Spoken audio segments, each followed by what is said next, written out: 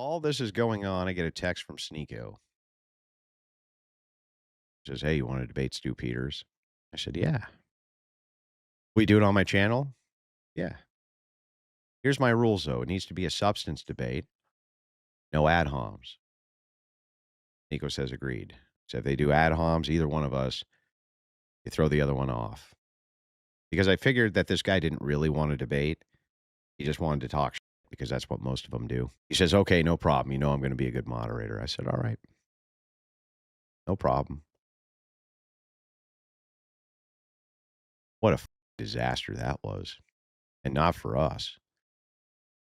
Disaster for them. First of all, let me just unequivocally say something here.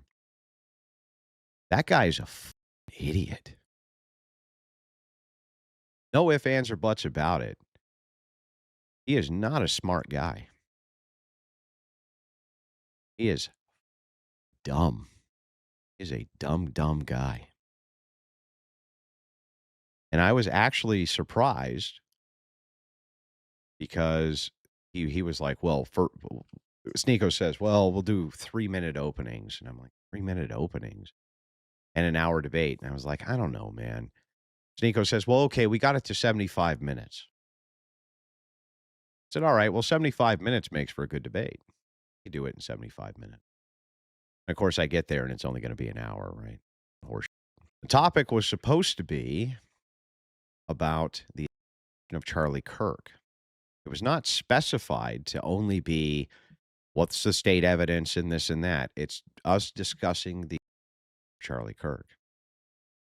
This includes Stu Peters' claims that he's made about the Charlie Kirk. There was no restrictions on whether or not this was supposed to just be an internal critique based on the state's evidence. Stu just made all of that up. In fact, I'll prove it to you. These are harmless enough DMs, so I'm guessing Sneeko is not going to mind that I read them for you. There's nothing pertinent in here or anything that shouldn't be shared. So he says, Stu Peters wants to debate you on Charlie Kirk. I can moderate. But okay, when? Can't do anything this weekend, so I'm at DebateCon. I want no ad homs, substance only. He says, I agree. So I'm free starting Tuesday. He says, when is good for you? Let's do Tuesday, and I'm always a fair moderator. I said, yeah, but I want a commitment, no ad homs, substance only. Do we get intros? He said, yeah, 3-minute intros, 60-second rebuttals, and open discussion. He said, in the ad homs, in other words, I'm not interested in a troll debate. I want a substance debate. He says, I'll establish that as a rule. If it's broken, I'll give a warning and then disqualify and end it. Because I want a substance debate too. I said, okay. Then I agree to the terms. What time? He gives me the time. And anyway, he says he wants a 1-hour debate. And I said, can we do an hour and a half? There's a lot to cover. I said, I understand if he can't, but the topic deserves more than an hour if we can. So anyway, he says he wants an hour. We can settle for 75 minutes, says Sneeko. I think that's fair enough. I said, yeah, 75 minutes is fine. He says, we're good for the Charlie Kirk debate tonight, 6 p.m. I said, yep. Send a link. That was that, right? Very concise, very easy, very simple. There was no restrictions placed on me, or I can only talk about the evidence from the state. There was no restrictions put on me for any of that. The only thing in that debate, I understand that, sometimes it's tough to be a moderator, things like this. The only thing about it that pissed me off was this. There's one part in the debate where Sneeko said, can you lay out what you guys think happened? I said, yeah, that's a good idea. Let's do that. And what Stu Peters said was, I will tell you what I don't think happened, which is not what the moderator asked. Moderator asked him to lay out what he did think happened. He said, I'll tell you what I don't think happened. So I was like, this piece of shit won't even. So I did the same thing. I said, well, I'll tell you what I don't think happened. And then I listed off all the shit that Stu Peters has claimed. And Sneeko goes, "Well, that's not really what we're looking for. We're looking for you to tell us what you think happened." And I'm like, "Bro, what is with this double standard? Like this guy literally wouldn't do that, but now the expectation is that I do." And Sneeko knew right then and there, like this is now a problem, right? This is now an issue. So that was bullshit. That shouldn't have happened. I saw your debate. The opposing side won't confirm a thing or pick a position on any of their own options. Hard to watch. But was he at Fort? What is it? Kukuchu? Cthulhu? Fort Cthulhu? Stu Peters says 100 things. One of those things happens to be correct. Therefore, Stu Peters is right and you're wrong. And text messages aren't evidence unless you see the sender. Wild. That is wild. By the way, we were to believe that somebody else sent the messages and then gave him his phone so that he could go turn himself. It's just crazy. Who made up his own prompt the entire debate, and Sneeko was awful at moderating. He did make up his own prompt. I'm only here to discuss the evidence from the state, and that's it. Well, that was not what was agreed to. And I even tried to give him an olive branch. I was like, look, how about 30 minutes? I can critique the positions you've put out there, and then you can spend 30 minutes critiquing mine, or I just answer your questions. He wouldn't agree to that either. Wouldn't agree to that either. It's like just nothing but running. Stu agreed. No, ad homs and calls you a TPUSA shill in his opening and then says you're ad homing him. Classic. Yeah. And I didn't ad hom him. Doesn't even know what the that means. So, yeah, I was disappointed in Stu. I thought for sure that I would get more out of him than that, but he refused to defend a single one of his positions. I'm not answering those questions. Like, well, then why am I answering any of yours? I'm only here because TPUSA reps won't debate me. Oh, really? Well, that's interesting. That's interesting. Why is it that you don't have to defend any of your positions, but they have to defend theirs, Stu? Anybody answer that for me? Why it is that people are adamant that TPUSA, who's not involved in this at all, has not been accused of doing anything, has to endlessly answer the critiques and questions to them, but it is the case that the opposition never has to answer any questions that are posed to them. Can I really would love to have a answer to that question. Well, you're not part of the investigation. Neither's TPUSA. What are you talking about? The fuck are you talking about? How's Andrew Colvette part of the Charlie Kirk investigation? He's not a cop. He's been accused of no wrongdoing. Why are you adamant that he needs to debate with you about his positions if you won't defend any of your own? Shout outs to you, man. I appreciate you putting out Debate You. Bought the first course. I've been writing notes like a psycho. Helpful with debates and stuff that'll help with content creation. It's worth the buy on Rhetoric right now. Oh, yeah, it's a great course. It's been selling like crazy since the day I've put it out there. Ortachuca, pronounced like Huachuca, is the home of the U.S. military intelligence. Yeah, I'm aware of what it is. The name's just stupid. I want to know why they're crying about Tyler Robinson being tried. Tyler Robinson that walked himself in the police department, full stop. Tyler is the reason why Tyler is in court. It's not relevant. These people have nothing. They never have anything, bro. Nothing. I've never been able to have a substantive debate with any of the people who push this because they refuse to do it. They just won't do a substantive debate.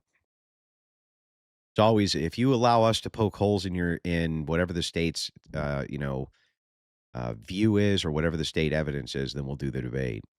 But you're not allowed to critique any of our positions. And it's like, why can't we do both?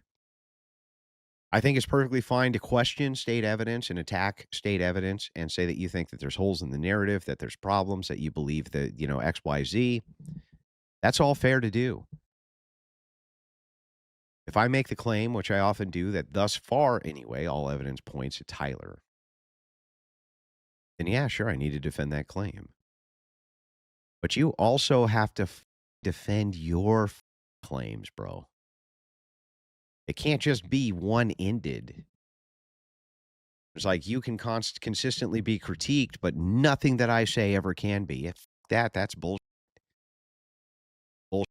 Whereas last night's debate up on the website, where it always is, Candace is dumb and debunked her own bullshit, saying that Charlie was, yeah, I know.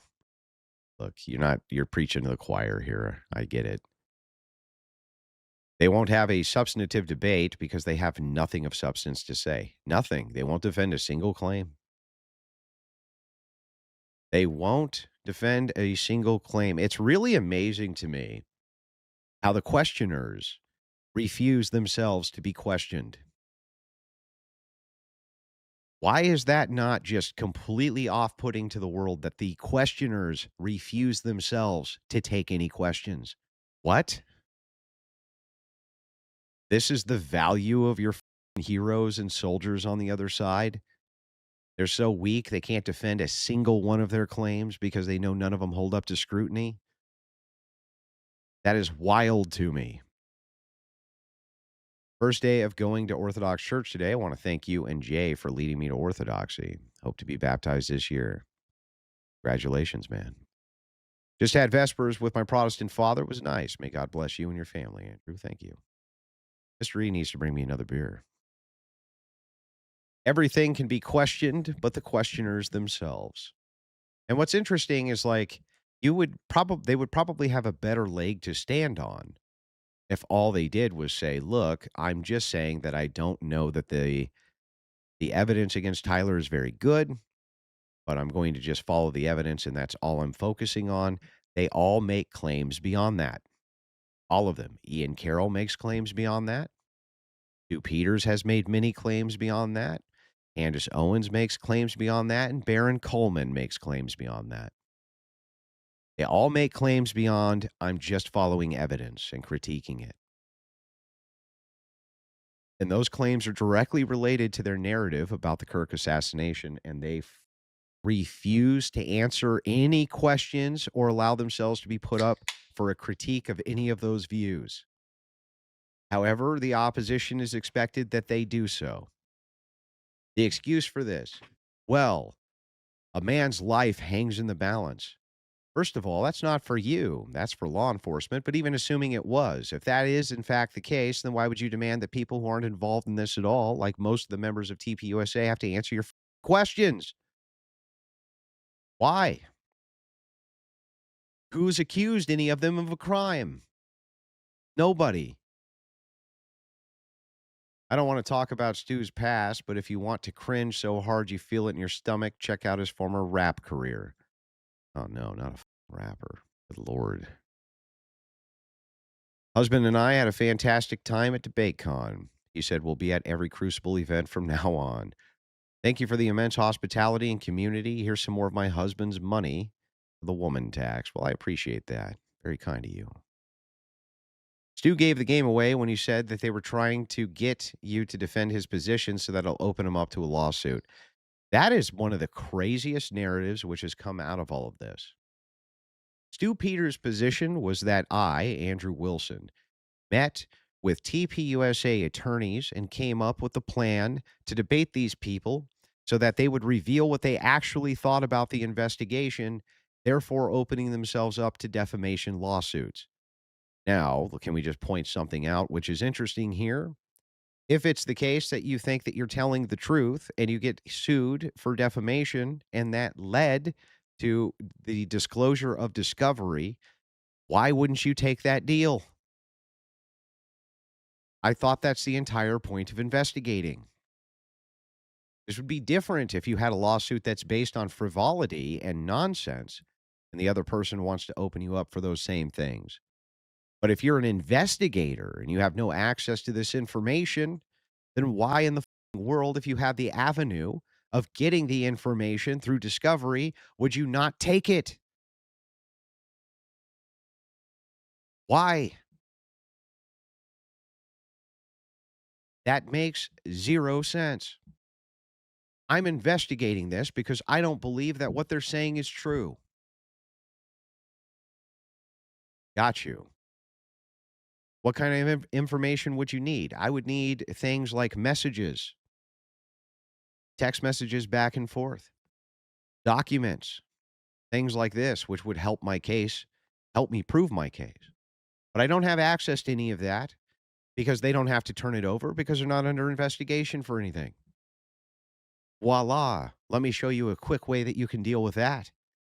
get sued by one of these people, and then take it to discovery. Now you have access to those messages and documents. And so and so concerned that she is getting sued that she went for dismissal. Why wouldn't she go for discovery? Likely because it works both ways. You'll discover very little from TPUSA or any of the people who are suing her, but it's very likely that we would discover a whole lot of the coordinated efforts, including her supposed sources, when she had to hand over discovery.